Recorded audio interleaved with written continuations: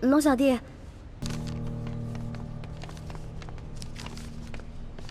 皇上，世淑姑娘来了。皇上，奴婢给皇上请安了。这些天是不是馋坏了？过来吧，看朕给你准备什么好吃的。哇，烤鸭！哇，哈喇子都快流下来了。刚刚看你行礼的时候还学得中规中矩的，一见到吃的就原形毕露了。切，民以食为天呢。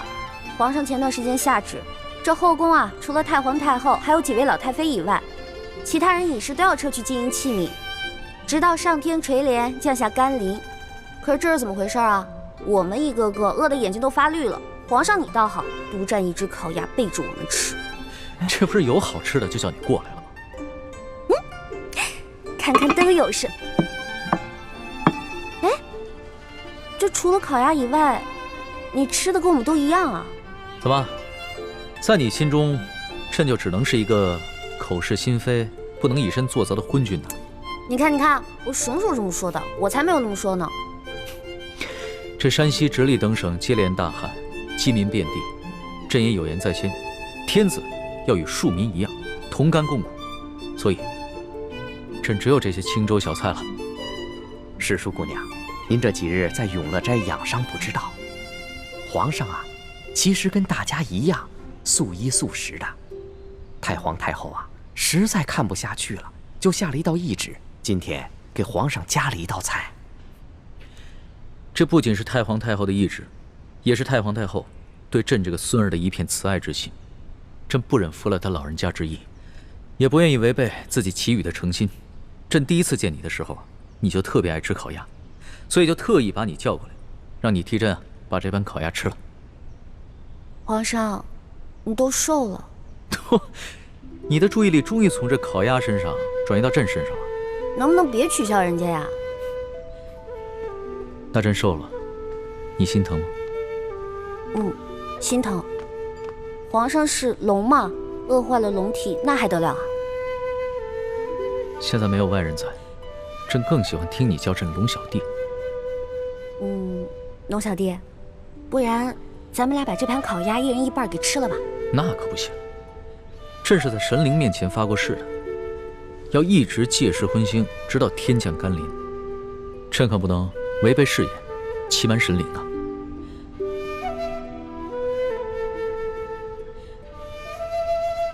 你一直看着朕做什么？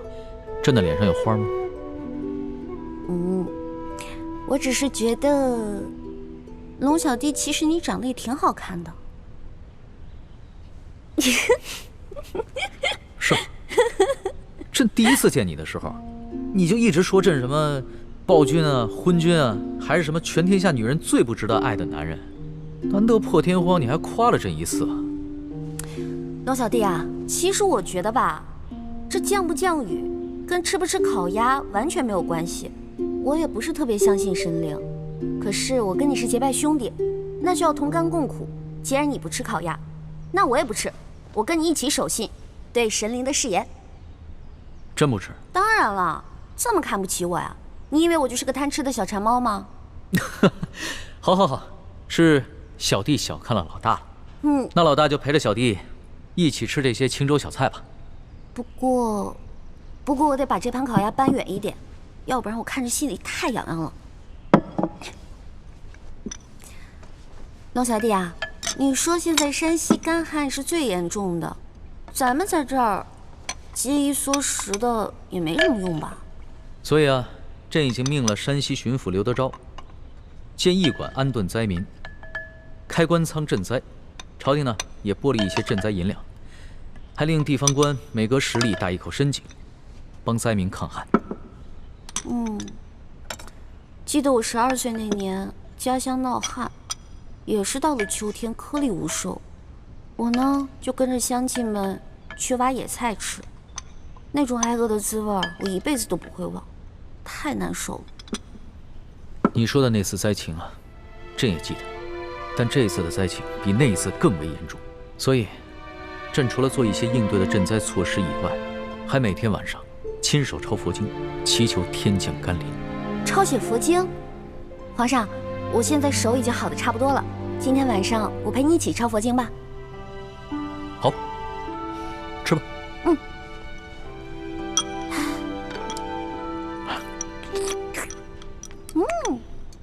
好吃。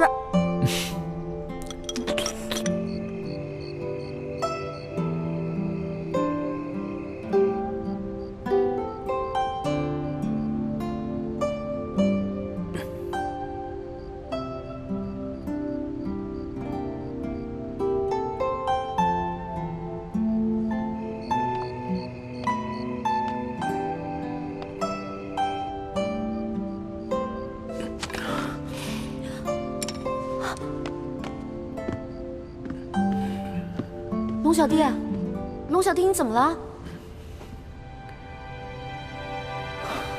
来人啊！来人！皇上怎么了？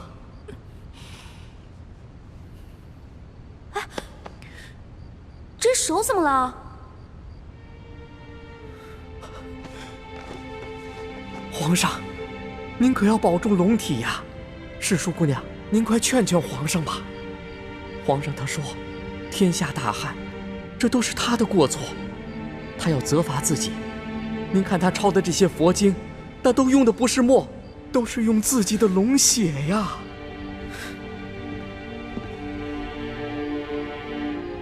多嘴！快！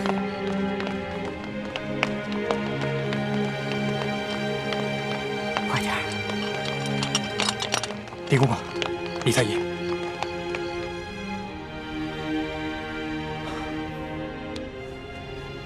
皇上这脉象不对啊。虽说皇上日理万机，劳累过度，近段时间饮食又过于清淡，但也不至于如此虚弱呀。皇上以血代墨抄写佛经，都抄了那么大卷了，身体自然而然就衰落下去了。原来是这样，皇上千万要保重龙体。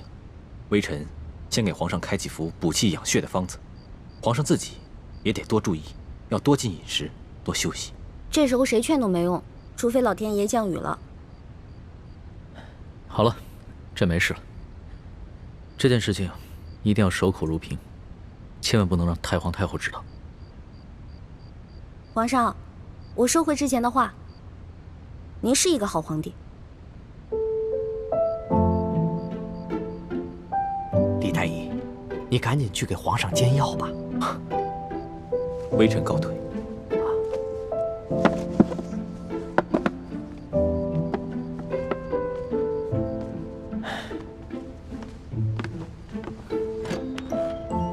老大，你的立场怎么不坚定呢？不过就是刺了个血，写个经，你就说我是好皇帝了？要怎么样当一个好皇帝啊？是这个世界上最深奥的一门学问，哪有那么简单呀？虽然不懂什么为君之道，但是我知道你正在努力的当一个好皇帝，这就够了。有心无力，那也不算是好皇帝。好了，朕得接着努力，写血经了。哎呀，行了，你呀，好生在这歇着吧。我们是不是结拜兄弟？有福同享，有难同当。你不行了，我上。虽然我的血没有你的龙血那么珍贵吧，但是我的心跟你一样虔诚。好，只要心一样诚，你的血和朕的血一样珍贵。咱们俩联手书写血经，一定会感动上苍的。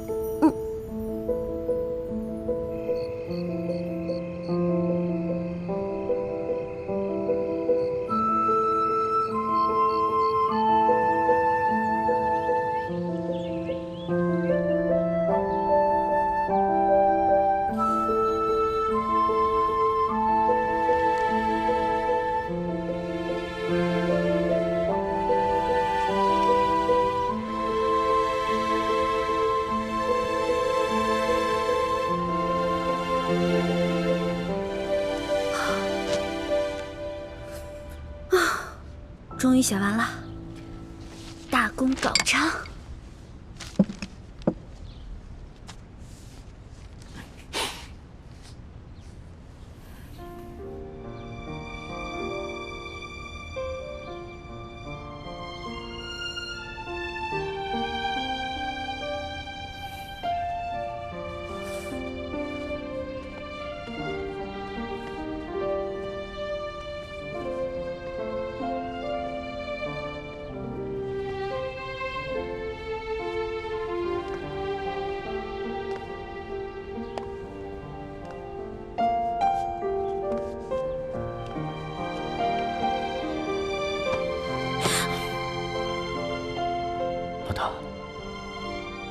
花儿，龙小弟，你看，我用血抄的，全都抄完了。你要怎么奖励我啊？朕把自己赏给你，好不好？你看你又在乱说话了。我们现在是在祈雨，神灵看到这样，该觉得你不诚心了。那就看看你抄的佛经吧。嗯。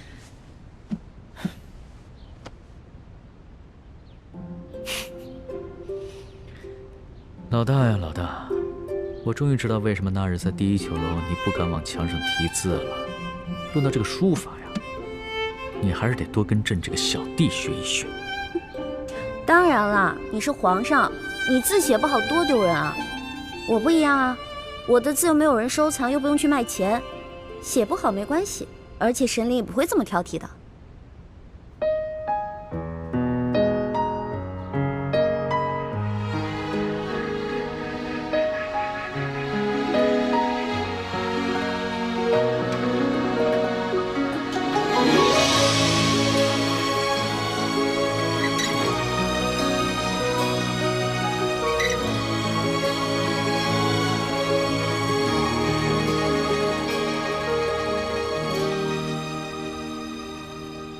清晨的风吹如花，落入尘世的繁华。爱已来，卷风沙，恨不过一生的皇上，皇上，大喜呀！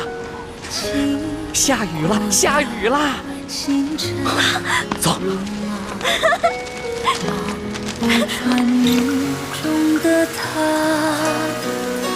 这一生月光花，能否带他伤的心归家？愿做他掌上的明珠，献上我纯真的祝福。明月照我心，掀起迷雾，留下不悔的情愫。玉环，上苍一定是听到朕的心声了，一定是咱们的血书佛经，一定是这些感动了上苍。朕要谢谢你，这么大的雨，百姓们有救了，我大清的子民有救了。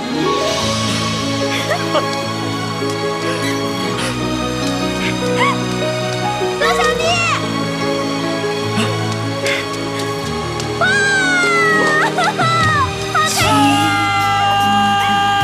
星辰如马，画不穿雨中的他。这一生月光花，能否带他伤的心归家？愿做他掌上的明珠，献上我纯真的祝福。回忆中的路开满花簇，绽放般诗的光速。愿做他掌上的明珠，献上我纯真的祝福。明月照我心，掀起迷雾，留下不悔的情愫。愿做他掌上的明珠，献上我纯真的祝福。回忆中的路开满花簇，绽放般龙小弟，诗的这个送给你，感谢你为天下的黎民苍生做的努力。是的。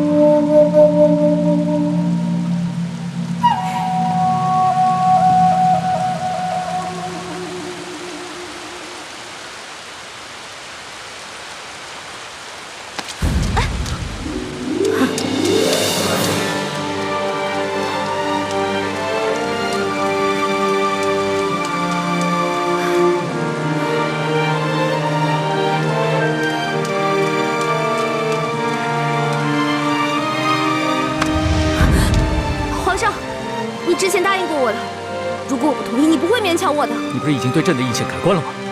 为什么还如此排斥朕？我承认你是好皇帝，可是我依然觉得，皇上是天底下最不值得女人爱的男人。就因为你的青梅竹马，他要是再也不回来了，他要是在外面娶了别的女人呢？他不会的。你就那么相信他？这跟信不信他没有关系。就算没有他，我们两个之间也不可能。如果现在你面前的不是皇上，只是你的结拜小弟龙三，你还能接受朕吗？只要你还在这紫禁城里，只要你还黄袍加身，只要你还有着东西12宫的嫔妃，你依然是皇上。我不愿意和许许多多的女人共享一个爱人。好，既然在你心中朕永远支持皇上，那朕现在就下旨要你陪朕。皇上，你平时不是挺稳重的吗？什么时候变得这么小孩子气啊？你不是说过要当好皇帝吗？好皇帝怎么能抢有妇之夫呢？朕现在不想当什么好皇帝了，只想当一个好色的昏君。皇上，皇上！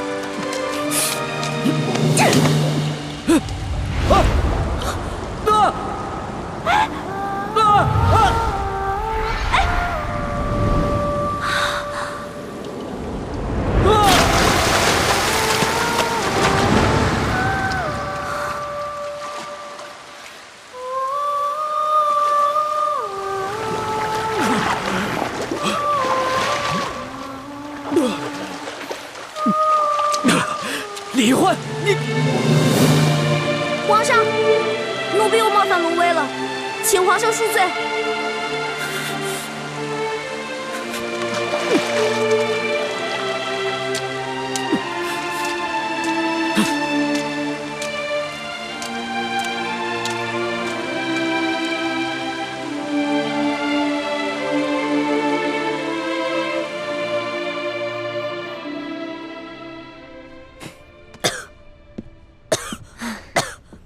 你呀，也真是的。怎么样，得了风寒了吧？谁叫你昨个那么得意忘形的？我怎么得意忘形了？你以为康熙真的是真龙天子？你抱着他，还能遮风挡雨、驱寒取暖？昨天那是误会嘛。好不容易下雨了，当时龙小弟特别兴奋，所以他一抱我，我怎么忍心推开他？你知道，我看到你跟康熙在雨中紧紧地抱在一起，我心里是什么滋味吗？朱哥哥，你生气了？可是不是你说的吗？让我接近康熙，顺便打探消息啊。我哪敢生你的气啊！我是搬起石头砸自己的脚。小师妹，自古帝王最无情，还是大师兄对你最痴心啊！你可千万不能被康熙的虚情假意所迷惑呀！我没有被他迷惑呀，我知道，我只是把他当成我的兄弟，当成朋友。再说了，康熙对我也很尊重，很容让的。环妹，你对男女情事还是很懵懂，所以当局者迷。但是我跟倾城看得很明白，如果你再继续留在康熙的身边，但是心里不跟他保持一定距离的话，一定会发生变故的。小师妹，你可千万不能对康熙动心啊，不然不仅是对不起大师兄，对不起师傅们，更会让你自己万劫不复啊！学姐姐，怎么连你也这样说呀？我都快被你们冤枉死了。好了好了，不要再儿女情长了。既然大家已经决定继续留在宫中继续打探，那咱们每个人都必须以大局为重。我知道了，知道了。皇上驾到！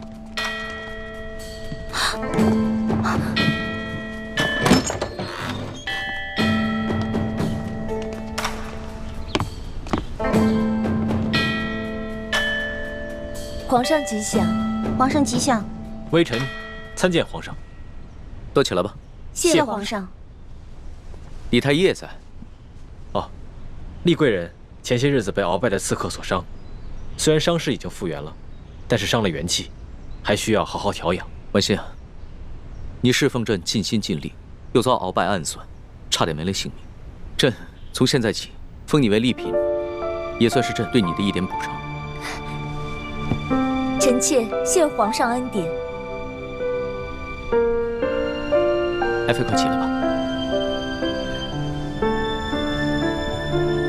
婉心啊，你温柔端庄，举止得体，你父亲呢，又是朕倚重的老臣，这个嫔位你完全当得起。明天朕就着人把你的东西全都搬到永和宫正殿，从今往后，你就是永和宫的正主了。谢皇上恩典。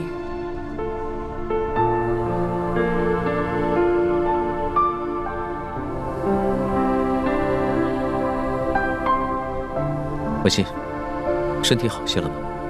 已经好多了，谢谢皇上关心。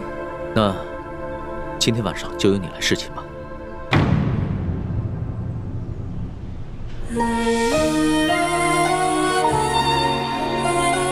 臣妾遵旨。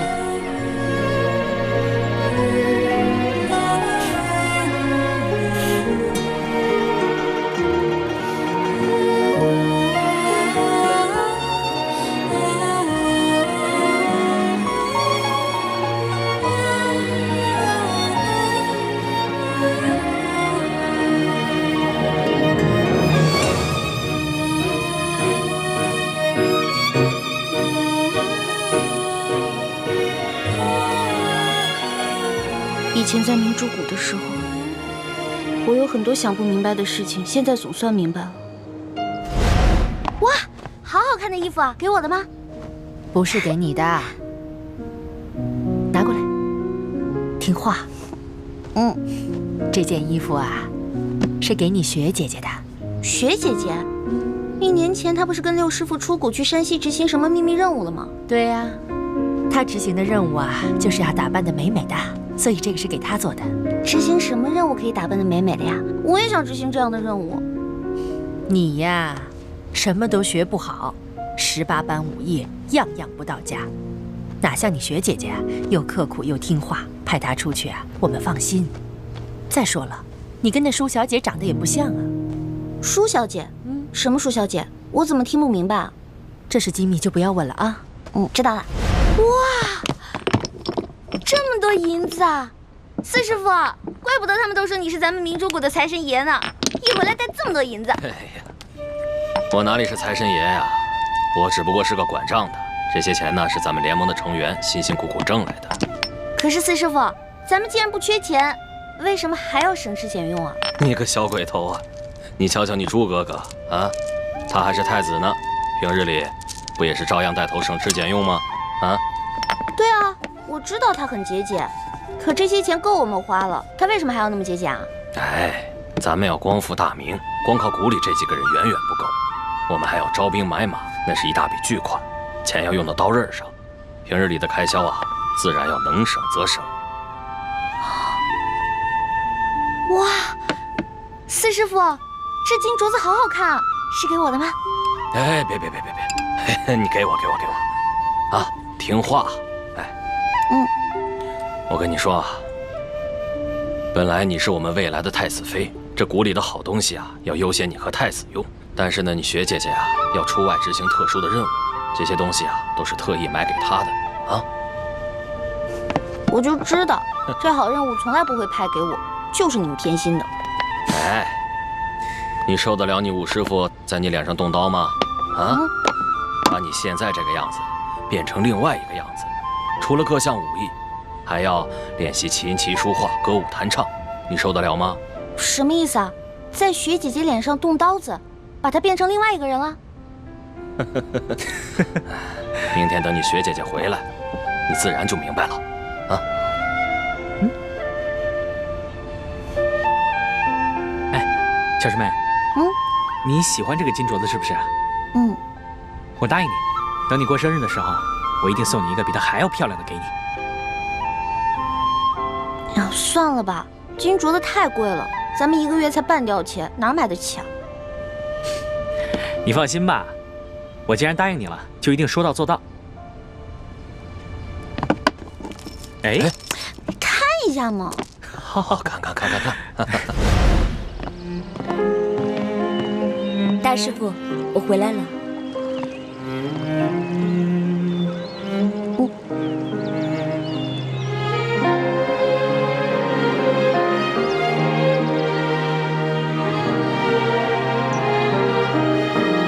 学姐姐，你怎么跟去年走的时候不太一样了？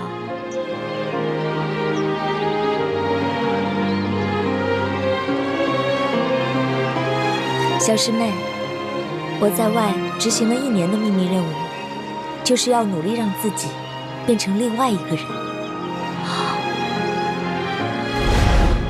我当时还嫉妒学姐姐呢，我还觉得学姐姐每天可以穿那么多好看的衣服，戴那么多好看的首饰，把自己打扮得漂漂亮亮的。可没有想到，她原来这么不容易。何止是她，我们每个人，又有谁容易了？环梅，你那3次侍寝，也是这样，被抬到康熙寝宫的吗？哎呀，那事儿都过去了，也什么都没发生，你就别再提了。看到康熙照倾城侍寝，你的心里是不是不是滋味？那当然了。不过你别误会啊，我不是吃醋，就是觉得学姐姐心里的人明明是你，但是现在却要……